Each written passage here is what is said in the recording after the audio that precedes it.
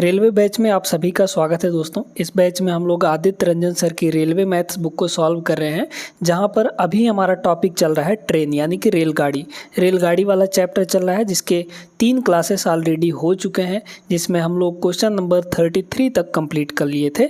आज हम लोग 34 नंबर क्वेश्चन से शुरू करने वाले हैं। बहुत ही बेहतरीन प्रश्न है, पूरे क्लास में एंड तक बने रहिएगा, आपको सारी चीज़ें अच्छे से समझाएंगे यहाँ पर, ठीक है। इससे पहले कई चैप्टर्स आपके कंप्लीट हो चुके हैं, उनके वीडियोस नहीं देखे हैं तो जाके देख सकते हैं। प्लेलिस्ट बनाया गया है पूरे रेलवे बैच का, उसमें आपको सारी वीडियोस मिल जाएंगी और लिंक आपको डिस्क्रिप्शन में दिया गया है, ठीक है। आइए इस सवाल को देखते हैं हम लोग। बहुत ही प्यारा सा बेहतरीन सवाल है ये। तो देखिए यहाँ पे सवाल में ये बोल रखा है कि भैया एक ट्रेन जो है, ट्रेन की दिशा में क्रमशः 2 kmph और 4 kmph की गति से चल रहे 2 व्यक्तियों को क्रमशः 9 सेकंड और 10 सेकंड में पूरी तरह से पार करती है। ट्रेन की लंबाई और ट्रेन की गति निकालनी है। यहाँ पर ये बोला गया कि एक ट्रेन चल रही है, ठीक है। यहाँ पर 2 आदमी चल रहे हैं, ये आदमी चल रहा है ना, और एक ये आदमी चल रहा है, ठीक है। एक चल रहा है 2 के स्पीड से, ये 2 kmph की स्पीड से चल रहा है, और दूसरा चल रहा है 4 के स्पीड से। अब इनके बगल से एक ट्रेन गुजरी, ट्रेन की ही दिशा में ये दोनों चल रहे हैं, तो इनके बगल से एक ट्रेन गुजरी ऐसे, इस तरीके से, ठीक ना। ये जो ट्रेन है मान लीजिए कि ये x के स्पीड से चल रही है, तो जब ये ट्रेन गुजरी तो पहले वाले आदमी को पार करने में इसको 9 सेकंड का समय लगा और दूसरे वाले आदमी को पार करने में इसको 10 सेकंड लगा। हमने एक कॉन्सेप्ट बताया था शुरू के क्लासेस में कि जब भी कोई ट्रेन किसी आदमी को, किसी खंभे को या किसी पॉइंट को पार करती है तो कितना डिस्टेंस कवर करती है, अपनी लंबाई के बराबर, यानी अपनी लंबाई के बराबर ये डिस्टेंस कवर करेगी। तो ट्रेन की लंबाई हम लोग मान लेते हैं कि L है ना, तो L हमारा डिस्टेंस हो गया। तो डिस्टेंस इक्वल टू क्या होता है, अब ध्यान से सुनिएगा, डिस्टेंस इक्वल टू होता है स्पीड इनटू टाइम। अब देखिए दोस्तों, पहले को पार करने में कितना समय लग रहा है, 9 सेकंड का समय यहाँ पर लग रहा है, ठीक है। ध्यान देते जाइएगा, यहाँ पे 9 सेकंड का यहाँ पर समय लग रहा है। अच्छा ये बताइए कि स्पीड क्या होगी। भाई स्पीड इनटू टाइम होता है, तो स्पीड चूंकि दोनों एक ही डायरेक्शन में चल रहे हैं, ट्रेन भी इसी डायरेक्शन में और आदमी भी इसी डायरेक्शन में, तो जब भी 2 ऑब्जेक्ट सेम डायरेक्शन में चल रहे होते हैं तो उनका रिलेटिव स्पीड घट जाता है, यानी बड़ा वाला स्पीड माइनस छोटा वाला स्पीड। भाई ट्रेन ज़्यादा स्पीड से चलेगी ना, तो x - 2 हो जाएगा, तो x - 2, ठीक है। ये हो गया स्पीड इनटू आपका टाइम कितना है यहाँ पर, तो टाइम है आपका 9 सेकंड का, तो यहाँ पे हो गया 9, ठीक है। अच्छा ये तो हुआ पहले वाले के लिए डिस्टेंस। अब दूसरे वाले को पार करने में कितना डिस्टेंस कवर करेगी, अपनी लंबाई के बराबर, क्योंकि व्यक्ति ही है उसी को पार कर रहा है। तो डिस्टेंस दूसरे वाले के लिए बताइए L ही होगा, और दूसरे वाले के लिए स्पीड कितना होगा, x - 4 हो जाएगा, ठीक है। रिलेटिव स्पीड की बात अगर करें तो x - 4 ये हुआ स्पीड इनटू टाइम। टाइम कितना लग रहा है दूसरे वाले को पार करने में, 10 सेकंड का। अब ये दोनों, ये भी लेंथ है ये भी लेंथ है, तो क्या हम दोनों को बराबर कर सकते हैं, बिल्कुल कर सकते हैं, क्योंकि उसी ट्रेन की ही है, उसी ट्रेन की ही लंबाई है, ठीक है। तो दोनों साइड बराबर कर दीजिए, तो कितना हो जाएगा, यहाँ से देख लीजिए, ये हो जाएगा x - 2 इंटू यहाँ पर 9 है ना, और इक्वल टू इधर हो जाएगा x - 4 और इंटू 10, ठीक है, इंटू ये हो जाएगा 10। इसको क्रॉस मल्टीप्लाई करके, क्रॉस मल्टीप्लाई तो नहीं करना, पहले अंदर मल्टीप्लाई करिए, ये हो जाएगा आपका 9x माइनस यहाँ पर 9 दूना 18 इक्वल टू इधर हो गया आपका 10x और माइनस यहाँ पे 10 चौक हो जाएगा 40, ठीक है। इतना हो गया ना। अब देख लीजिए, तो यहाँ से हम लोग कैलकुलेट कर लेंगे तो कितना आ जाएगा, 9x उधर जाके घट जाएगा, 40 को इधर ले आइए, तो 40 - 18, 40 में से पहले 20 घटाइए तो 20, 22 बचा, ठीक है। तो ये हो गया 22 इक्वल टू यहाँ पे 10x में से 9x घटा देंगे तो आ जाएगा सिर्फ 1x। तो x हमने क्या माना था, ट्रेन की स्पीड। ट्रेन की स्पीड कितनी आ गई, 22 kmph आ गई, 22 किलोमीटर प्रति घंटा। क्लियर है यहाँ तक सभी को। अच्छा तो अब हमारे पास 2 ऑप्शन है 22 kmph से, तो हम लोग अंदाज़ा नहीं लगा सकते। तो अब हमको क्या निकालना पड़ेगा, ट्रेन की लंबाई। x की वैल्यू किसी एक में रख दीजिए, है ना, x की वैल्यू किसी एक में रख दीजिए, ठीक है, तो यहाँ पर रख दीजिए, कितना आ जाएगा बताइए तो। L equal to x minus 2, x आपका कितना है 22, तो 22 माइनस 2 यानी कि ये हो गया 20 और इंटू यहाँ पर है 9। अब 20 नहीं हो, ये हो जाएगा कितना 160, ठीक है, और सॉरी 20 नहीं हो 180 हो जाएगा, लेकिन 180 तो कहीं दिख नहीं रहा है। अब आप कहेंगे तो गड़बड़ हो गया, नहीं गड़बड़ हुआ है। देखिएगा ये जो x माइनस 2 आया है, x माइनस 2 की वैल्यू आई है, ये किलोमीटर प्रति घंटे में आया है, और जब हम टाइम लिख रहे थे तो ये सेकंड में था, तो इसको भी मीटर पर सेकंड में चेंज करना पड़ेगा। तो इस 20 को मीटर पर सेकंड में चेंज करने के लिए किसका मल्टीप्लाई करेंगे हम लोग, 5/18 से मल्टीप्लाई कर देंगे। किससे, 5/18 से। अब सही हो गया ना, 9 से ये कटेगा 2 बार में और 2 से ये कट जाएगा 10 बार में, यानी 10×5 = 50। तो 50 मीटर जो है वो ट्रेन की लंबाई हो जाएगी। क्लियर हो गया बात, ऑप्शन नंबर ए सही होगा। उम्मीद करते हैं सभी लोग समझ गए होंगे। आगे बढ़ते हैं अगले सवाल पर।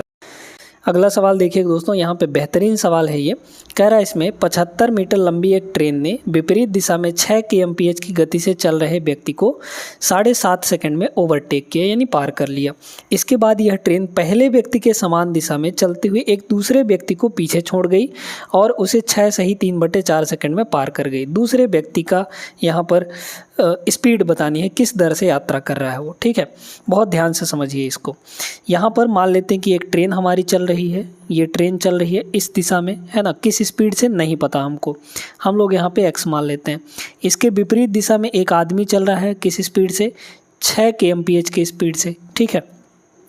ट्रेन की जो लंबाई दी गई हो कितनी दी गई है, 75 मीटर दिया गया है ना, 75 मीटर दिया गया है। अब इसमें ये जो है ट्रेन इस आदमी को पार कर रही है कितने सेकंड में, 7.5 सेकंड में। तो जब आदमी को पार कर रही है तो कितना डिस्टेंस कवर करेगी, अपनी लंबाई के बराबर। तो डिस्टेंस हो जाएगा लंबाई, यानी कि 75 मीटर। ये डिस्टेंस कितना होता है, स्पीड इंटू टाइम। फॉर्मूला आप लोग जानते हैं ना, distance equal to speed into time. Speed क्या होगा ये बताइए। चूँकि दोनों विपरीत दिशा में चल रहे हैं, तो जब भी दो चीज़ें विपरीत दिशा में चलती हैं तो वहाँ पर उनका स्पीड जुड़ जाता है, यानी कि ऐड हो जाता है, ठीक है। जब एक ही डायरेक्शन में चलती हैं तो रिलेटिव स्पीड उनका घट जाता है। क्लियर हो गया ना। तो यहाँ पर दोनों का स्पीड जुड़ जाएगा, यानी ट्रेन की स्पीड और उस व्यक्ति की स्पीड, ये हो गया। अब चूँकि ये दोनों kmph में है, लेकिन हमारा जो ये डिस्टेंस है वो मीटर में है और टाइम हमारा सेकंड में है, तो इसको भी मीटर पर सेकंड में चेंज करिए। मीटर पर सेकंड में चेंज करने के लिए 5/18 से हम लोग यहाँ पर मल्टीप्लाई कर देंगे, ठीक है। इनटू यहाँ पर ये तो हुआ स्पीड, इनटू टाइम। टाइम कितना लग रहा है, 7.5 का मतलब 15/2 है ना, 15/2 ये हो गया, ठीक है। अब देखिए दोस्तों, इसको काट पीट के यहाँ से x की वैल्यू हमको निकालनी है। ऊपर क्या होगा, इधर देखिए, 15×5 = 75 से ये 75 आपका कट गया, एक आ गया इधर, 18 दूना 36, 36 इधर आ जाएगा, 36 से कम 36 हो गया। तो 36 की वैल्यू हो गई x + 6, है ना। तो x की वैल्यू यहाँ से कितनी आ जाएगी बताइए तो, x की वैल्यू सीधे 30 आ जाएगा। तो 30 kmph जो है ये ट्रेन की स्पीड आई है। अब कह रहा है कि यही ट्रेन दूसरे व्यक्ति को पार कर रही है जो कि पहले व्यक्ति के ही दिशा में चल रहा है, मतलब विपरीत दिशा में ही, है ना। तो यहाँ पर ये हमारी ट्रेन है, 30 के स्पीड से चल रही है। एक दूसरा व्यक्ति यहाँ पर आया और ये भी इसी डायरेक्शन में, उल्टे ही डायरेक्शन में चल रहा है। इसकी स्पीड हमको नहीं पता, तो इसकी स्पीड हम लोग y मान लेते हैं, ठीक। इसको कितने सेकंड में पार कर रही है, 6 सही 3/4 सेकंड में, 6 सही 3/4 सेकंड में पार कर रही है। तो व्यक्ति को पार कर रही है तो कितना डिस्टेंस कवर करेगी, अपनी लंबाई के बराबर। लंबाई कितना है यहाँ पर 75, ये डिस्टेंस हो गया, इक्वल टू स्पीड। स्पीड क्या होगी, विपरीत दिशा, यानी जुड़ेगा, तो हो जाएगा 30 + y। ये kmph में है, इसको मीटर पर सेकंड में चेंज करिए, यानी 5/, यहाँ पर 18 हो जाएगा। ये स्पीड इंटू टाइम, टाइम कितना हो जाएगा, 6 × 4 = 24, 24 × 3 = 27, 27/4 है ना। तो यहाँ पे हो गया ये 27/4। अब काट दीजिए, 9 से कटेगा 9 दूना 18, 9 से कटेगा 9 × 3 = 27, ठीक है। फिर यहाँ पर ऊपर हुआ 5 तियाँ 15 है ना, तो 15 से ये 5 बार में कट जाएगा भाई, 15 पचे 75 होता है ना।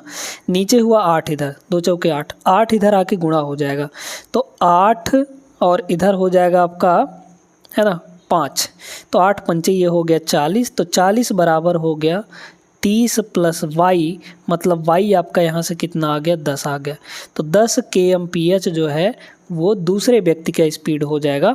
Option B is the right answer. I hope सभी लोग समझ गए होंगे, थोड़ा कैलकुलेशन था इस सवाल में, आई होप सबको अच्छे से क्लियर हो गया होगा। आगे चलते हैं, आइए देखें अगला सवाल ये रहा आपके सामने। 30 किलोमीटर की यात्रा के बाद दुर्घटना के कारण एक ट्रेन सेवा बाधित हो गई। गति को मूल गति के 4/5वें हिस्से तक कम कर दिया गया। इस वजह से 45 मिनट की देरी हो गई। अगर दुर्घटना 18 किलोमीटर आगे होती तो 36 मिनट की देरी से चल रही होती ट्रेन की मूल गति क्या होगी। देखिएगा इसमें ये कह रहा है कि भैया 30 किलोमीटर की यात्रा के बाद है ना, तो यहाँ पर हम लोग देख लेते हैं कि ट्रेन यहाँ से चली, मान लीजिए कि ए पॉइंट से चली है ना, और 30 किलोमीटर जाके वो क्षतिग्रस्त हो गई, मतलब यहाँ से यहाँ तक। तो पहले वो कितने किलोमीटर चल चुकी थी, 30 किलोमीटर चल चुका था। ठीक, इसके बाद इसको कहीं पहुँचना था है ना, कहीं पहुँचना था, बी पॉइंट पर पहुँचना था। चलिए बी पॉइंट यहाँ पर कर देते हैं। अब ये जो डिस्टेंस है वो आपका कांस्टेंट हो चुका है, मतलब एक फिक्स दूरी तक ही इसको पहुँचना है, डेस्टिनेशन तक पहुँचना है। इसमें बोला गया गति को मूल गति के 4/5वें हिस्से तक कम कर दिया गया। स्पीड जो है, स्पीड की रेशियो अब बताइए क्या हो जाएगी। मतलब ये कहा गया कि 4/5वां का मतलब क्या होता है, 4/5वां का मतलब होता है 4/5 है ना, 4/5 होता है। तो मतलब पहले स्पीड था 5 का, अब वो चलने लगा कितने स्पीड से, 4 के स्पीड से, तो स्पीड का रेशियो आ गया है ना। तो ये बताइए डिस्टेंस जब आपका कांस्टेंट है तो टाइम आपका उल्टा हो जाएगा, टाइम का रेशियो है ना, टाइम भाई रेसिप्रोकल हो जाता है स्पीड का, तो ये हो जाएगा आपका 4/5, 4/5। अब यहाँ पे ये कह रहा है कि इस वजह से 45 मिनट की देरी हुई, 45 मिनट की देरी हुई। ये बताइए दोस्तों यहाँ पर कितने मिनट का देरी हुआ, कितने यूनिट का, 1 यूनिट का देरी हुआ। तो 1 यूनिट की वैल्यू एक्चुअली में 45 मिनट है ना, 45 मिनट के बराबर है यहाँ पर, है ना, समझ पा रहे हैं। तो एक्चुअली में यहाँ पर कितने मिनट का या कितने मिनट का समय लगा यहाँ पर बताइए। तो देखिए ओरिजिनली कितना समय लगा, तो ओरिजिनली यहाँ पर हो जाएगा भाई 1 की वैल्यू 45 मिनट, तो 4 की वैल्यू कितनी हो जाएगी, 45 चौक 180 मिनट, तो यहाँ पर हो गया 180 मिनट। ठीक है, 180 मिनट। अब देखिए इसमें अगला सिचुएशन, अगर दुर्घटना 18 किलोमीटर आगे हुई होती, मतलब इस 30 किलोमीटर पे ना होके यहाँ कहीं हुआ होता, मतलब और 18 किलोमीटर आगे, ठीक है, 18 किलोमीटर आगे यहाँ पर, ठीक, तो 36 मिनट की देरी से चल रही होती, मतलब तब जो देरी होता वो 36 मिनट का होता। ठीक है, तो फिर से वही चीज़ भाई, स्पीड तो अभी भी उतना ही रहेगा है ना भाई, 4 दुर्घटना के बाद वो 4/5वें हिस्से से ही चलता है, यानी 4/5 से ही चलता है स्पीड से, तो भाई स्पीड तो वही रहता 5 और 4 का, टाइम उसका उल्टा हो जाता। लेकिन अब की बार जो देरी होती वो कितनी हो जाती, 36 मिनट की।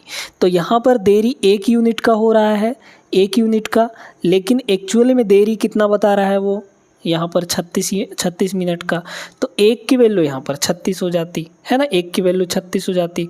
तो अब बताइए यहाँ पर ओरिजिनली 4 की वैल्यू कितनी हो जाती, तो 4 की वैल्यू कितनी हो जाती, 36 चौके 36 दूना कितना होता है, 36 दूना 72, 72 दूना 144, तो 144 मिनट हो जाता, 144 मिनट लगता उसको। मतलब ये 30 किलोमीटर प्लस 18 किलोमीटर तक चलती तो उसको टाइम कितना लगता यहाँ पर, मतलब कि पहुँचने में टाइम 144 मिनट लगता। ठीक है, अब देखिए कह रहा है कि ट्रेन की मूल गति क्या होगी, ट्रेन की स्पीड बतानी है। स्पीड इक्वल टू क्या होता है, डिस्टेंस अपॉन टाइम। अब इस चीज़ को बड़े गौर से समझिए। यहाँ पर दोस्तों अगर वो 30 किलोमीटर के बाद ख़राब होती तो उसको पहुंचने में टाइम टोटल कितना लगता है, 180 मिनट का। लेकिन अब वो यहाँ पर 18 किलोमीटर और आगे जाके ख़राब हो रही है, तो उसको पहुंचने में टोटल 144 मिनट का समय लग रहा है। तो मतलब हम ये कह सकते हैं कि यहाँ से यहाँ तक चलने में उसको कितना टाइम लगा। इन दोनों का टाइम गैप 180 माइनस 144, 18 किलोमीटर की दूरी को चलने में यहाँ पर जो टाइम लगा वो होगा 180 माइनस 144 मिनट। ठीक है, तो डिस्टेंस कितना, 18 किलोमीटर का, डिवाइड बाई टाइम कितना लगा इस 18 किलोमीटर को चलने में, 180 माइनस 144। तो 180 माइनस 144 करेंगे तो कितना आ जाएगा आपका, 36 आ जाएगा, है ना। 36 ये मिनट में आया है, ये किस में आया है, मिनट में आया है, और ये किलोमीटर में है, तो ये तो हो गया किलोमीटर पर मिनट। इस मिनट को उसमें घंटे में बदलिए, तो घंटे में बदलने के लिए डिवाइड बाई 60 करेंगे, और इस डिवाइड बाई 60 को हम लोग ऊपर ले जाके मल्टीप्लाई कर सकते हैं। तो ऊपर हो जाएगा आपका 60 से मल्टीप्लाई, और ये चेंज हो जाएगा आपका किलोमीटर पर आवर में। क्लियर हो गया बात। अब काट दीजिए सीधे सीधे, तो 18 दूना 36, 60/2 यानी कि 30। तो 30 kmph जो है वो होगा आपके ट्रेन की speed. Option number A correct हो जाएगा। उम्मीद करते हैं सभी को समझ में आ गया होगा। आगे बढ़ते हैं अगले सवाल पर। देखिएगा, ये सवाल बेहतरीन सवाल है छोटा सा सवाल लेकिन है बेहतरीन। दो स्थान ए और बी एक दूसरे से 3502 किलोमीटर की दूरी पर हैं। दो स्थान है यहाँ पर ए है, ए पॉइंट, और यहाँ पर कहीं पर बी पॉइंट है ना, मतलब कि दूसरा शहर। ठीक, 3502 किलोमीटर के बीच है या इनकी दूरी। ठीक है, कितना दूर है, 3502 किलोमीटर। इन दोनों स्थानों के बीच की दूरी 3502 किलोमीटर है।